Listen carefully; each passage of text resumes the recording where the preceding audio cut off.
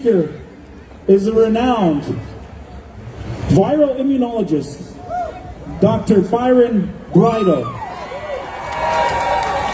We are honored to have Dr. Bridle here, who alerted us to the dangers of the vaccine when he started studying them under the microscope, when he started studying spike proteins and where they went and how toxic that they were. Dr. Bridle is here as an associate professor at the University of Guelph, but he's also here as a father, because this is affecting him personally, professionally and personally.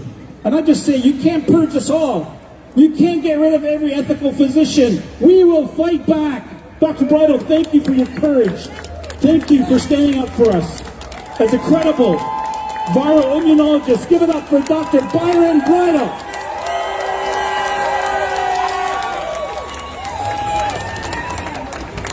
Hello everybody, thank you very much for coming. It's great to be here. So when I look out at all these parents, it makes me feel really good to be surrounded by so many critical thinkers. I really miss this at my university. And I just want to introduce somebody to you today. This is my son. Hi guys, my name is Sebastian. Yeah, so this is Johnny Bridle, and he plays for a team called Guelph Giants. Yeah, he plays for the Guelph Giants. So that's a team for kids with special needs. And I'm their goalie coach. And so Johnny's season was canceled last year because of the lockdowns.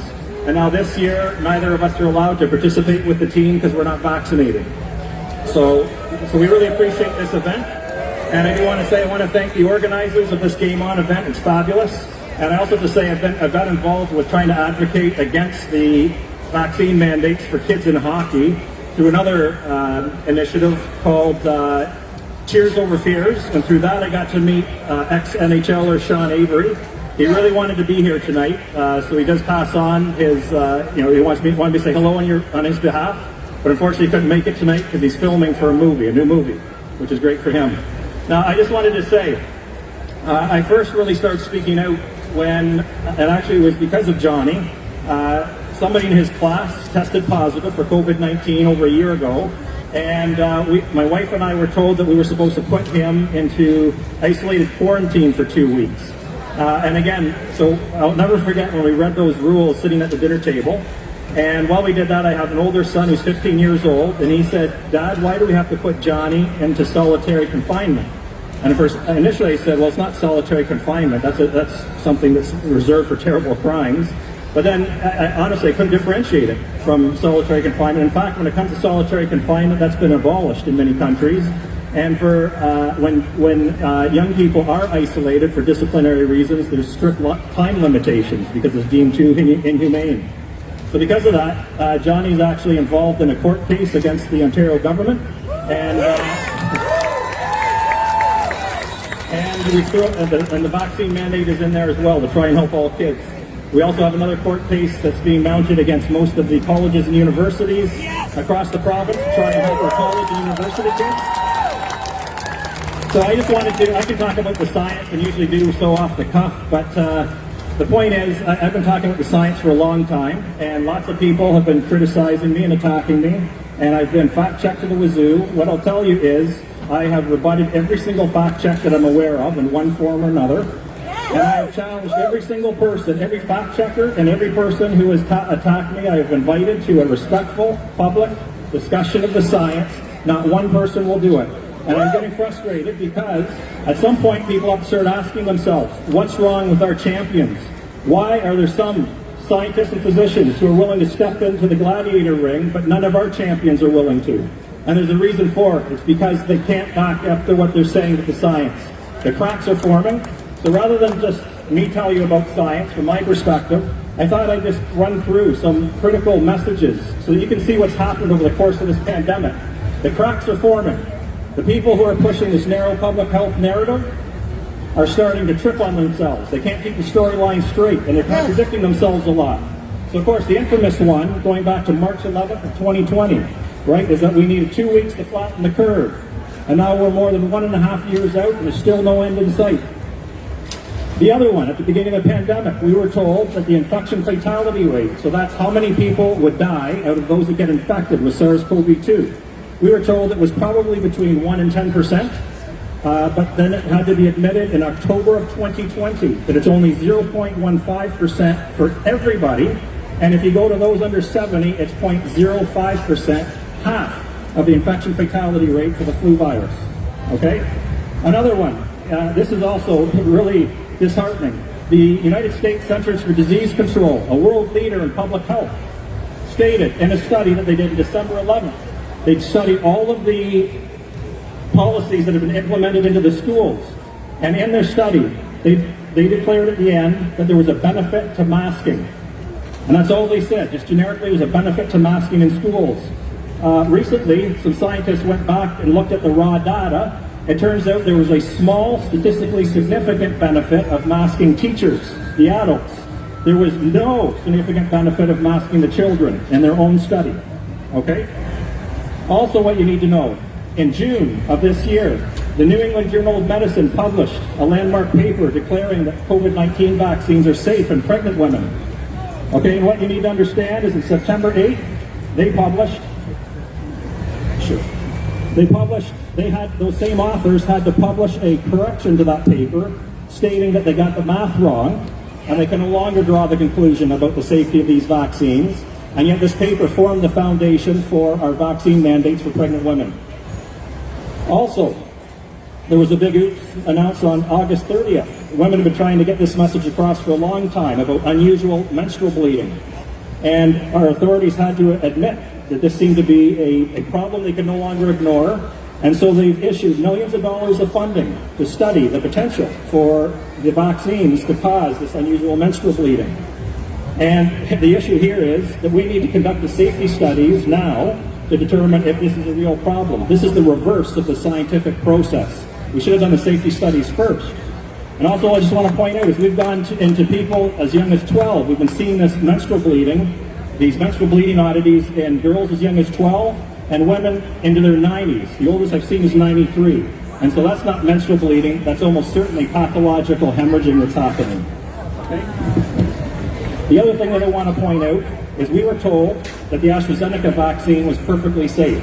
At that time, myself and two other professors wrote an open letter to many in Canada, including Health Canada, pleading that we not roll out that vaccine, that we not authorize it for under interim order, because of safety concerns that existed at that time for potential blood clots. It was being investigated in 10 European countries. 48 hours later, there were 2 more European countries. A couple months later, they shut down that vaccine program because it was declared too unsafe for Canadian adults after several Canadians had died from fatal blood clots. Also, we were told that there is no evidence that the messenger RNA vaccines cause heart inflammation. You heard a story already up here. And that's where I came under the most vicious attacks was several months ago when I announced in a short radio interview that I did think there might be a potential link between the messenger RNA vaccines and heart inflammation. The attacks on me have been relentless ever since. Yet 2 weeks ago, in Ontario Public Health has shut down, announced 2 weeks ago that we're no longer going to use the Moderna vaccine in males, in young males, because it's causing heart inflammation in way too many of them. Right? Constantly, as you can see, they keep pushing this narrative until it becomes so obvious that they have to rescind their earlier messaging. Also, I want to point out, because a lot of people have forgotten this, do you remember when Pfizer first released their data about their clinical trial? 2 doses, as you may recall, of that vaccine, we were told was 95% effective. I just double-checked this. I made sure I checked this afternoon, 1 hour before leaving to come to Toronto. On the Health Canada website right now, you will find that the effectiveness of 1 dose, they declare, is 95%. The same as the 2-dose regimen. And yet, you'll note that if you only have 1 dose, you're lumped in with the unvaccinated. They're telling those with 1 dose that they're as unprotected as the unvaccinated. Well, why then is it as effective as the 2-dose regimen? They had to declare that, of course, to justify going to the ridiculous 4-month interval. Remember the 1-dose summer that we were all pushing for? And finally, just so that you're aware, because parents, I know that some of you wake up each day and wonder, am I doing the right thing for my kids because they're being ostracized and they're being isolated? Yes, you're doing the right thing. I want to tell you that one of the things that's being ignored right now, which I can't believe as an immunologist, is that our immune systems actually work. Natural immunity is a real thing. Natural immunity is actually... Natural immunity is superior in every way to immunity conferred by the vaccine only. That's why they're looking at the rollout of the third dose. We're already rolling out the third dose because the duration of immunity is so short. I'll tell you, as somebody who develops vaccines, it's hard to make a vaccine that can perform this poorly. So what you need to understand is those with natural immunity do not require the vaccine.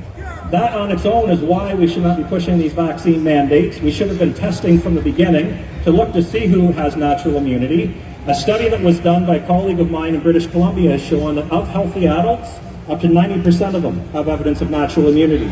So most do not require this vaccine. Worse, I want to let you know that there have been 3 studies that have just been published, all showing that if you have pre-existing immunity, so in other words, naturally acquired immunity, you are at greater risk of suffering severe adverse events from these vaccines. In other words, and that's what we see with the children. Their second dose, that's where we see by far the worst, the highest incidence of myocarditis. It fits as well. And interestingly, when we go to the few kids that do have myocarditis after the first dose, what we've been finding is most of those had evidence of natural immunity, meaning that they had antibodies in circulation when they got these vaccines. We know now why that would be dangerous, because these vaccines cause cells throughout your body to express the spike protein on the surface. So if you have antibodies already in circulation, they're immediately going to start attacking your own cells. All right, so I want to let you know that you're doing the right thing, and people have to understand. Some people feel very confident right now, having had 2 doses, and feel like life is getting back to normal for them. But they're dreaming if they think it's going to stay that way. Because of how poor these vaccines are performing, the 3rd doses are on the way. In Israel, they've already committed to a 4th dose in under 1 year. We're going to be doing the same thing, I'm sure.